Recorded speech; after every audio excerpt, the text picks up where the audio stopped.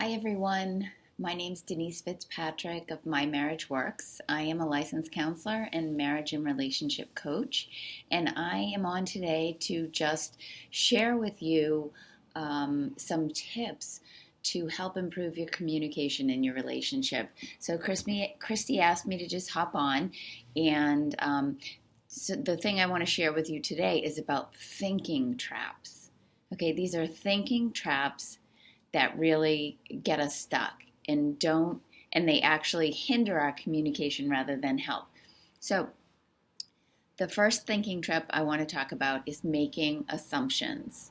I think we can all relate to what it's like to make assumptions.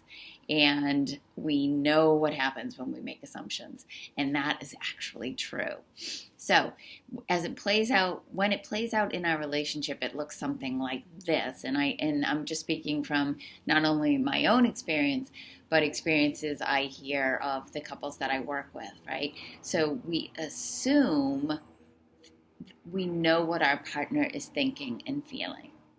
So, say for example, he walks in the house after work, or you walk in the house after work, and you're quiet, he's quiet, and you start thinking there must be something wrong.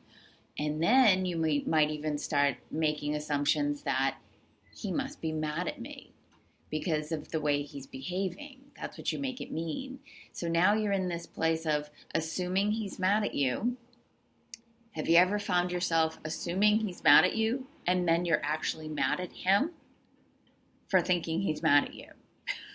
Right? Do you see how we pile layer upon layer upon layer? And then you see how things can really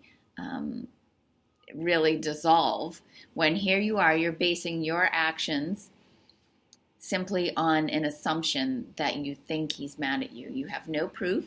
You don't know. You haven't asked. You haven't inquired or been curious about what's going on for him. You've just automatically made an assumption that he's mad at you. And then you become mad at him for being mad at you. And then what happens is that kind of builds until it actually erupts. And then you finally have a discussion about it. Maybe it's a couple days later. Maybe it's a few hours later. And it's like, well, I thought you were mad at me. And then you find out, no, he wasn't mad at you at all. So you have to be careful with assumptions. If you ever find yourself thinking like, he's mad at me, or I know how he's going to respond or how he's going to react, I'm not even going to bother asking. That's another big one that comes up. I assume I know how he's going to respond, so I'm not going to bother saying anything about it. The best thing you can do is just ask. And I always tell this to the couples that I work with and women that I work with is be curious. Nothing is more, well, lots of things are important, but if you want to like really open up the communication in your relationship, just be curious. Okay, back to my thinking traps. Number one was assumption.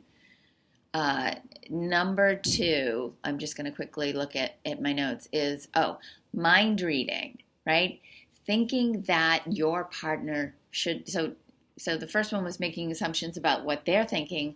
Now the thinking trap is thinking they should know what you're thinking, right? So they should know, right? So for example, like an example of that might be if you're upset about something and your partner says, what's wrong? Are you upset? And you say, nothing. But you don't really mean nothing. There is actually something wrong. You're just waiting for him to ask more than once or really kind of get it out of you. So you say nothing, and he takes it at face value and says, okay, I guess she's not upset about something, and so he goes about his business. And now we're mad that he hasn't come back to check in again. Or can't he see that I'm upset? He should know that I'm upset, or he should know that I wanted to do something, right? Like we sat in on Saturday night and I was really mad because he should have known I wanted to go out on a date night, right? How often do you find yourself thinking that he should know what's going on in your mind? So do you see how that can really get you in trouble? And so I think what happens too is most of the time we don't even realize that we're thinking that. But when I have couples in my office and these kinds of things come up, women will actually say, well, he should know. And I don't know that they think that all the way through, because when I ask, well, do you think that he should be able to read your mind? The answer is, of course not.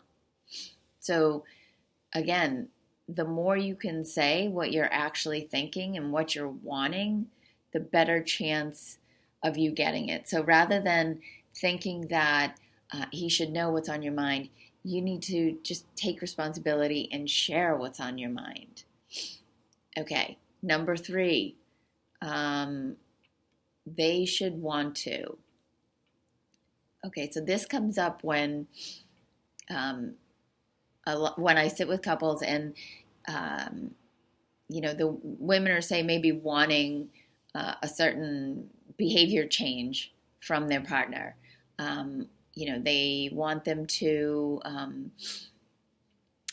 I don't know, like check in with them or see how they're doing. Like when they come home at night after work, like I would love it if he would just like come say, how was your day? Or any kind of behavioral change that you want from your partner.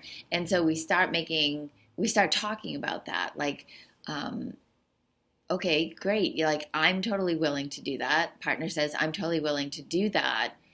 And then the response is, yeah, but I want him to want to do it. Okay. So not only is it's not enough that, she's asked for it and he says yes, but now but I want him to want to do it. So here's what I say to that.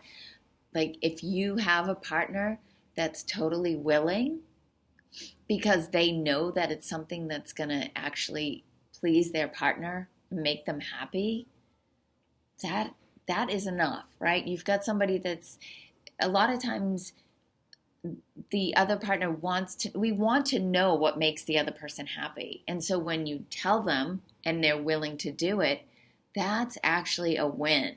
You want to look at that as a win as opposed to a, yes, but I want them to want to do it. So if they are willing, like, just appreciate that you have a partner that's willing, that's open, that wants to please you. They don't have to want to.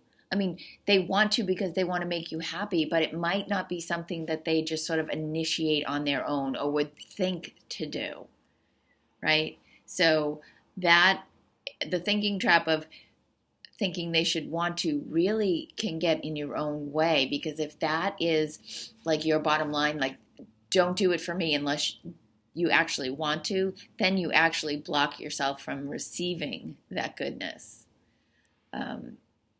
So anyway, just to recap, the thinking traps that you want to be aware of and the things that will help open up some dialogue and open up or prevent some misunderstandings is, number 1, making assumptions. Number 2, mind reading. And number 3, they should want to. Okay, so I hope that was helpful. If you have any questions at all, put them in the comments. I'm happy to jump in and respond to any comments. And, if there's anything else that anybody is interested in me talking on, share that in the comments as well. All right, have a great day.